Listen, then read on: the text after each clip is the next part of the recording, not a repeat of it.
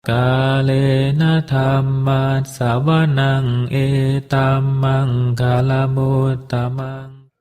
Part 4. Be Kindful. Judul asal Opening Up to Kindfulness. Penyusun Ajahn Brahm. Penyunting Handaka Wijayananda. Penerjemah Desi Wirajati. Penata Intan Dita Dhiwara. Penerbit Ehipasiko Foundation. Hak Cipta Copyright 2024 Ehipasiko Foundation. Cetakan pertama April 2024. Pada video part ini, saya akan membacakan bab 4, yaitu metta terhadap masa kini. Baiklah, kita mulai. Metta terhadap masa kini. Begitu banyak cerita yang saya kisahkan adalah mengenai bagaimana kasih sayang dapat menyelamatkan orang dari luka yang besar. Salah satu cerita di buku saya, si cacing dan kotoran kesayangannya, yang mengenai kekuatan kasih sayang, adalah tentang seorang biku yang bertahun-tahun lalu sedang bermeditasi di hutan ketika seekor kobra raja datang mengunjunginya. Saya tidak tahu apakah ada dari Anda yang pernah melihat kobra raja. Saya hanya pernah melihatnya satu kali ketika saya di Thailand. Penduduk desa di sana punya nama untuk kobra raja dalam dialek lokal, ular satu langkah. Ketika saya bertanya kepada mereka, "Mengapa kalian menyebutnya ular satu langkah?"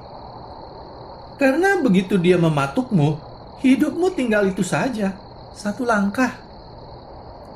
Suatu hari, ketika biku ini bersama banyak murid sedang bermeditasi pada malam hari, seekor kobra raja datang dan merayap ke arahnya, mengangkat kepalanya, membuka tudungnya, dan berdesis. "Apa yang akan Anda perbuat? Lari hanyalah buang-buang waktu. Ular itu lari lebih cepat dari Anda." Yang biku ini lakukan adalah mengangkat tangannya, mengelus kepala kobra raja, dan berkata, "Terima kasih banyak sudah mengunjungi saya." Ternyata kobra raja itu senang kepalanya dielus. Kekuatan metta atau kasih sayang begitu kuatnya sampai bahkan kobra raja pun tidak melukai atau mencelakai orang seperti itu. Hewan-hewan melihat biku itu sebagai perlindungan, sebagai seseorang untuk melindungi mereka. Metta adalah asuransi terbesar Anda. Cerita yang saya baca baru-baru ini adalah tentang pencuri yang masuk ke wihara pada tengah malam. Ia tahu kotak donasi ada banyak uang. Ketika dia menyelinap masuk, kepala wihara terusik. Dia pergi memeriksa suara apa itu. Si pencuri mengeluarkan pistol. "Buka kotak itu, atau aku tembak kamu." Kepala wihara tidak punya pilihan. Dia berkata, "Tentu, Pak." Dia membuka kotak dan berkata, "Bapak, boleh ambil semua uangnya. Tapi, bolehkah saya bertanya, kapan terakhir kali Bapak makan? Ada sedikit makanan dan minuman di sana. Silakan ambil sebelum Bapak pergi." "Iya," ujar si pencuri curiga. Dia segera membuka kotak, tapi dia gemetar karena dia ketakutan. "Saya akan bukakan untuk Bapak," kata biku itu. "Pergilah, ambil sesuatu untuk dimakan." Pencuri itu mengambil makanan untuk dimakan, sementara kepala wihara membuka kotak. Kemudian, si pencuri mengambil uangnya dan kabur. Dia tertangkap beberapa waktu kemudian untuk kejahatan lainnya dan dipenjara. Ketika dia dibebaskan dari penjara, dia kembali ke wihara itu. Kepada kepala wihara itu, "Apakah Anda ingat saya? Bertahun-tahun yang lalu, saya datang ke wihara Anda untuk merampok kotak donasi. Tapi saya sadar, saya mengambil hal yang salah.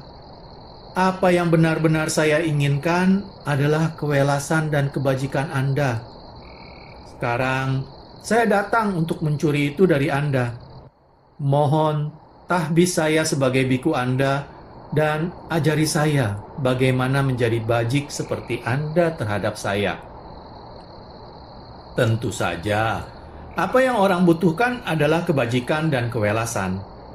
Karena itu tidak hanya memberi Anda teman, tapi juga menyelesaikan masalah dalam kehidupan sehari-hari Anda.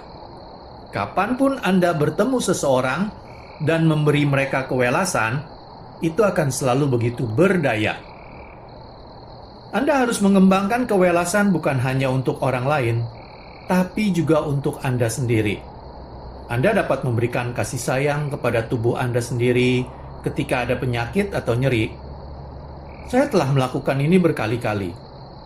Ketika saya mengalami sakit atau nyeri yang kadang membuat saya gila, saya akan berkata, "Sakit, pintu hatiku terbuka untukmu. Masuklah." Sebagian besar rasa sakit adalah menginginkan untuk menyingkirkan sesuatu. Sesuatu yang merupakan bagian dari sifat. Jika Anda melatih kasih sayang yang kuat pada saat ini, Anda bahkan dapat melakukannya terhadap rasa sakit di tubuh Anda sendiri. Dan Anda akan takjub bagaimana rasa sakit itu bisa hilang dalam waktu singkat. Kali pertama saya melakukan ini adalah ketika saya seorang biku muda di Thailand. Saya sakit gigi pada tengah malam. Pada waktu itu tidak ada aspirin atau panadol atau pereda nyeri apapun di wihara kami. Juga tidak ada telepon. Telepon rumah saja tidak ada, apalagi ponsel. Kami berada di wihara terpencil. Kami seharusnya menjadi biku hutan yang mampu menahan apapun yang terjadi. Saya berusaha menahan, tapi itu membuat saya gila. Saya mencoba bermeditasi untuk jalan keluar dari rasa nyeri. Saya duduk, menyilangkan kaki, dan fokus pada nafas saya. Itu terlalu menyakitkan. Saya tidak mampu menyingkirkan nyeri yang meledak-ledak di rahang saya ini. Ketika meditasi duduk tidak berhasil, saya mencoba meditasi jalan. Tapi saya harus berhenti karena saya tidak berjalan. Saya lari. Ketika Anda kesakitan, Anda tidak dapat melakukan apapun dengan lambat. Yang selanjutnya saya coba adalah menguncar rapalan Buddhis untuk mengenyahkan nyeri ini, karena orang bilang, kadang rapalan punya kekuatan magis. Walau saya tidak benar-benar percaya, saya putus asa dan akan mencoba apa saja. Kemudian saya harus berhenti merapal, karena saya sadar, jika saya teruskan, saya akan meneriakkannya begitu keras. Saya akan membangunkan semua orang termasuk penduduk desa yang 2 kilometer jauhnya. Anda mungkin menjumpai fenomena ini beberapa kali dalam hidup Anda ketika Anda merasa terdampar tak bisa kemana-mana. Semua strategi Anda telah habis dan Anda tak sanggup menahan rasa sakit lebih lama lagi. Jadi, satu-satunya yang bisa Anda lakukan dalam situasi seperti itu, alih-alih berusaha menyingkirkan rasa sakit, adalah untuk menerimanya dan membiarkannya. Sakit, pintu hatiku terbuka untukmu. Aku tidak berusaha menyingkirkanmu lagi. Aku hanya akan bersamamu dan baik kepadamu. Ketika saya melakukan itu, hal paling menakjubkan terjadi. Nyeri itu menghilang, sirna, dan di tempatnya ada kebahagiaan dan kedamaian. Itu pengalaman paling tak terduga yang pernah saya bayangkan. Saya bermeditasi dengan sangat damai dan tidur sebentar selama 1 atau 2 jam. Ketika saya bangun, saya sakit gigi sedikit saja. Yang saya pelajari dari pengalaman itu adalah bahwa begitu banyak rasa sakit bersifat mental, bukan fisik. Aku tidak mau ini Kenapa aku harus menderita ini? Ini tidak adil. Rasa sakit ini ditangkal dengan kasih sayang. Alih-alih melawan, mengabaikan, dan mencoba menyingkirkan muatan menyakitkan dalam hari Anda merangkulnya, membiarkannya, berdamai dengannya, dan memberinya kasih sayang. Anda punya meta terhadap saat ini. Dengan mengembangkan kasih sayang sebegitu kuat, Anda akan menemukan bagaimana dengan menakjubkannya, itu dapat diterapkan pada apapun yang tak menyenangkan yang harus Anda hadapi dalam hidup. Quote, meta dapat diterapkan untuk semua pengalaman tak menyenangkan dalam hidup. Unquote. Cerita lain di buku saya, Si Cacing dan Kotoran Kesayangannya, yang diadaptasi dari ajaran Buddha sendiri adalah cerita tentang siluman pemangsa kemarahan. Ada kaisar yang sedang tidak di istananya. Ketika dia pergi, sesosok siluman, bau, jelek, dan mengerikan datang. Saat dia berjalan ke dalam istana, dia begitu menakutkannya, sampai-sampai semua prajurit yang menjaga istana bergeming ketakutan. Membiarkan monster itu menuju kursi kaisar, naik ke singgasana, dan duduk di sana. Begitu monster itu duduk di kursi kaisar, para menteri dan prajurit tersadar dan berkata, "Pergi dari sana! Kau kira kau siapa? Itu kursi kaisar. Kau tak pantas di sana. Keluar!" Dengan beberapa kata kemarahan yang dilontar kepadanya, monster itu membesar 1 inci, menjadi lebih jelek, lebih bau, dan perkataan yang keluar dari mulutnya menjadi lebih parah lagi. Itu membuat para menteri makin kesal, dan beberapa prajurit mengeluarkan pedang mereka. Beberapa mengancamnya dengan pentungan, yang lain menyiapkan tinju mereka. Tapi tiap kata yang tidak baik, tiap perbuatan yang tidak baik, bahkan pikiran yang tidak baik, hanya membuat si monster menjadi lebih besar, lebih jelek, lebih bau, dan ucapannya makin kasar. Ini sudah berlangsung selama beberapa waktu ketika kaisar kembali. Pada saat itu, si siluman sudah begitu besar sampai-sampai dia menempati separuh ruang singgasana, dan dia begitu jelek dan seram, sehingga Hollywood pun tidak bisa membayangkan apapun yang sejelek itu. Dan bau busuk yang mengeluar dari tubuhnya akan membuat belatung pun mual. Ucapan yang datang dari mulutnya lebih buruk dari yang akan Anda dengar ketika Australia kalah pertandingan kriket.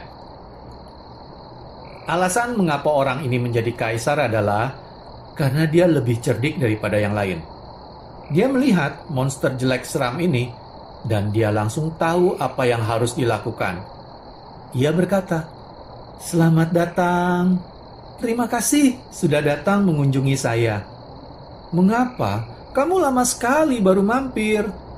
Apa sudah ada yang mengambilkanmu minum? Kami punya teh ginseng, kami punya the Earl Grey, kami punya jus jeruk. Kamu suka apa?" Dengan beberapa kata ramah itu, si monster menyusut 1 inci. Kejelekannya berkurang, kekasarannya berkurang. Setiap orang di istana sekarang menyadari kesalahan mereka. Mereka lalu mulai bersikap baik terhadap siluman itu. Seseorang memijat kakinya.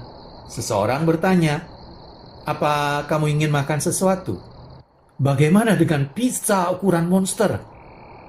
Tiap ucapan ramah yang didengar siluman itu membuatnya menyusut dan berkurang kekasarannya.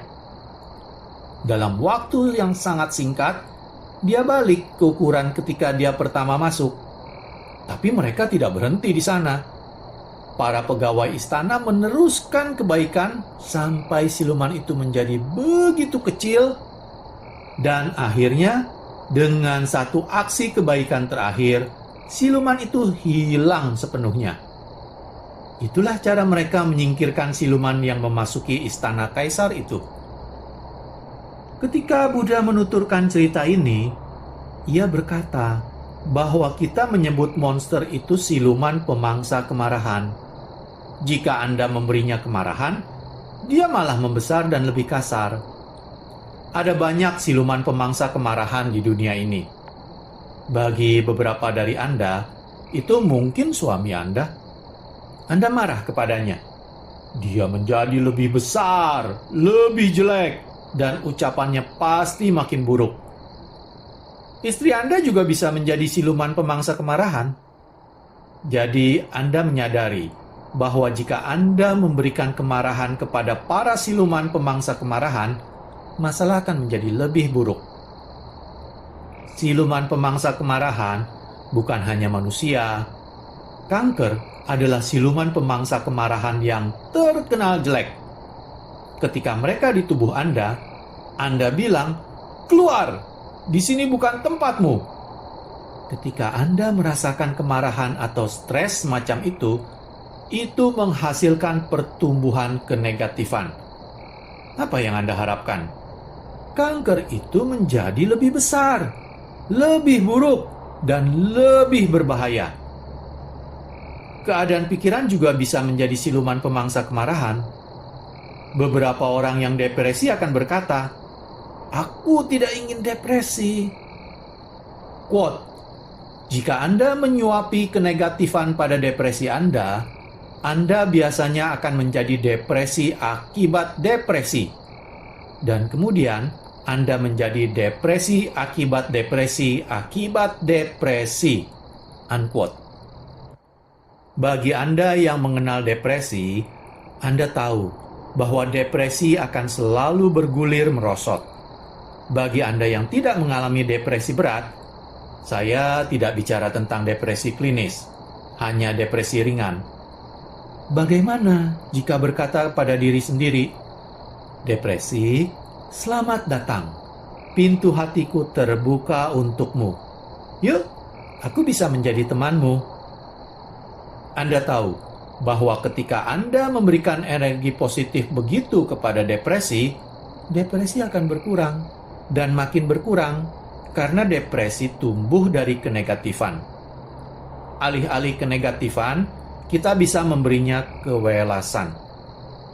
Quote, "Meta terhadap saat ini begitu kuat, sehingga dapat menyembuhkan begitu banyak hal." Unquote. Saya tidak bicara tentang menyelamatkan Anda dari peluru atau menepuk kepala ular. Saya berbicara tentang masalah lain dalam hidup Anda. Jika Anda tidak dapat memecahkan itu, bersikap baiklah terhadap itu, dan Anda akan mendapati bahwa meta akan bekerja dengan sangat baiknya. Akan tetapi, ada beberapa situasi dalam hidup di mana Anda mungkin berada dalam kesulitan karena kadang Anda bisa membantu orang lain, tapi melupakan diri sendiri.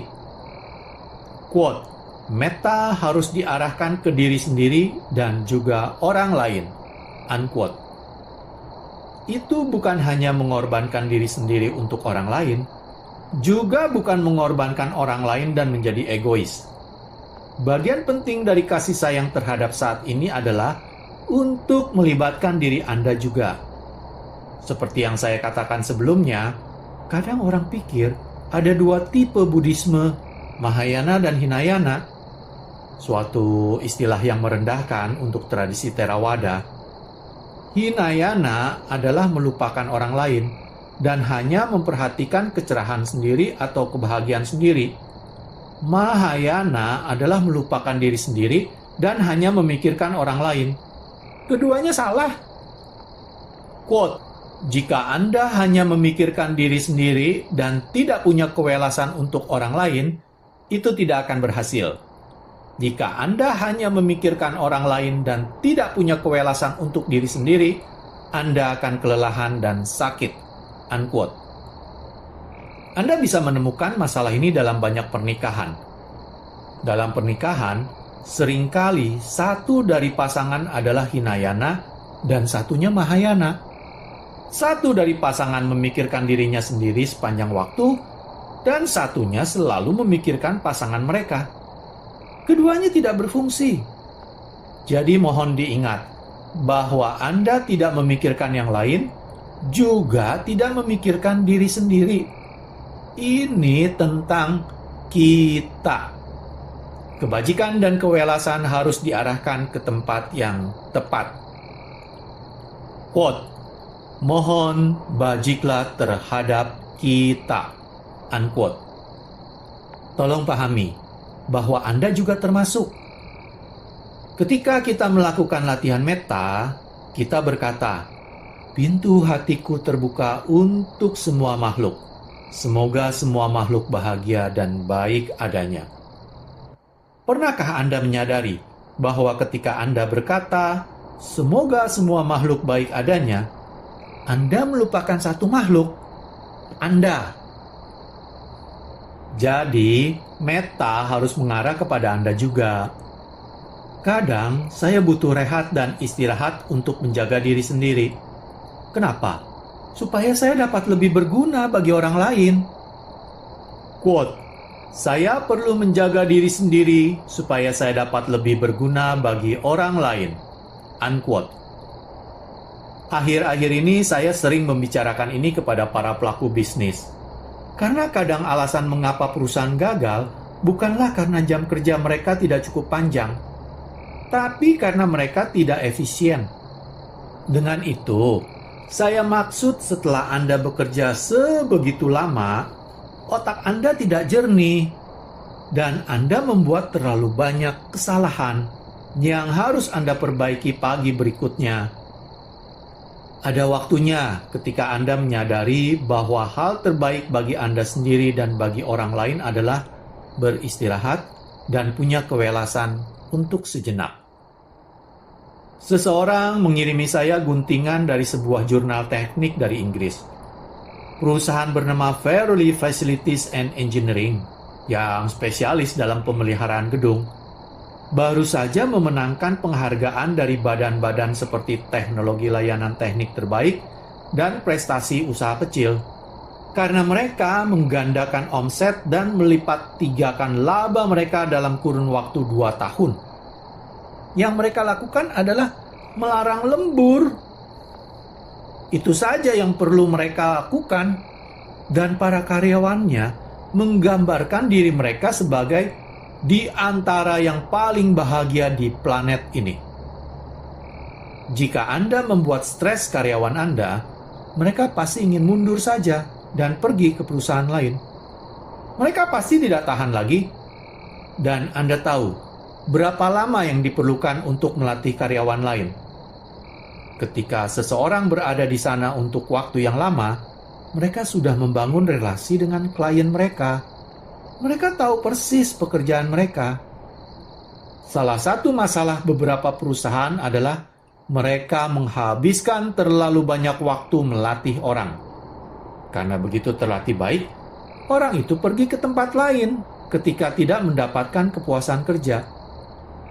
Masalah nomor 2 adalah orang-orang begitu negatif tentang apa yang mereka lakukan sehingga mereka tidak benar-benar bekerja dengan hati. Nomor 3, jam kerja mereka begitu panjang sehingga pada akhir hari otak mereka begitu jenuh sehingga mereka tidak berpikir jernih dan jadinya membuat kesalahan. Perusahaan Inggris ini melihat itu dan menggunakan kewelasan sebagai gantinya. Kebijaksanaan mereka menggandakan omset dan melipat tigakan laba mereka. Saya harap Anda bisa memahami itu. Jika tempat kerja Anda peduli terhadap Anda, maka Anda peduli terhadap mereka. Anda ingin melakukan hal yang benar, dan Anda ingin bekerja keras untuk membuat perusahaan itu lebih makmur. Jadi, kewelasan juga bagian dari bisnis modern. Tanpa kewelasan itu, Anda tidak akan mendapatkan kontrak Anda. Jika Anda dalam posisi kewenangan di perusahaan Anda, maka Anda harus berhati-hati ketika kadang seseorang di komunitas Anda adalah pembuat onar. Dalam kasus saya adalah kepala wihara atau CEO pabrik biku saya. Orang-orang berkata kepada saya, "Ajan Bram, Anda begitu baik terhadap pembuat onar itu dengan tidak mengusirnya. Tapi Tetapi dengan baik kepadanya, Anda tidak kasihan kepada kami semua. Jadi, harap ingat bahwa kewelasan haruslah seimbang. Semua orang di dalam persamaan itu penting. Kadang, kewelasan kita berat sebelah, mengutamakan satu orang dengan mengorbankan orang lain. Ketika orang-orang berkata kepada saya bahwa ada seseorang yang bekerja untuk mereka, tapi tidak melakukan pekerjaannya, tapi mereka tidak dapat memecat orang itu, dan ini memberi kesulitan bagi mereka, saya akan berkata, dengar, memecat orang itu adalah kewelasan. Karena itu kewelasan kepada semua orang lain, termasuk kalian. Anda harus punya keseimbangan dan melihat gambaran besarnya. Ketika Anda melihat gambaran besarnya, Anda akan memahami bahwa Anda harus membuat keputusan sulit untuk menyakiti satu orang. Tapi itu membantu banyak lainnya. Kewelasan harus seperti itu. Kewelasan harus disertai dengan kebijaksanaan. Quote, kewelasan harus disertai dengan kebijaksanaan. Unquote. Jadi, ketika kita punya kasih sayang terhadap saat ini, ataupun terhadap apa yang harus Anda alami, tolong jadikan kasih sayang Anda bijaksana, sehingga semua orang diperhitungkan. Ini berarti bahwa apapun yang harus Anda lakukan dalam hidup ini, ketika Anda memberinya kasih sayang, Anda selalu punya tenaga, kepedulian, dan kegembiraan. Seperti dalam pepatah Buddhis, kasih sayang adalah bagaikan ibu yang mencintai anak tunggalnya. Apapun yang Anda pedulikan, Anda memberi perhatian kepadanya. Anda merawatnya, dan itu pun berkembang. Inilah mengapa kasih sayang adalah kunci menuju kemakmuran. Quote, kasih sayang adalah kunci menuju kemakmuran. Unquote. Saya tidak melakukannya hanya untuk bayi, untuk kobra raja, atau untuk orang di wihara saya.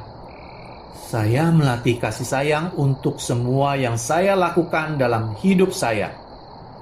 Entah itu pelayanan pemakaman atau memberi konseling seseorang, saya akan berkata, pintu hati saya terbuka untuk apapun yang harus saya lakukan sekarang. Saya memberi meta terhadap saat ini. Saya merangkulnya dan menikmatinya, karena ini satu-satunya momen yang saya miliki. Quote, hidup adalah apa yang sedang terjadi sekarang ini. Unquote. Ini adalah satu-satunya kehidupan yang Anda miliki.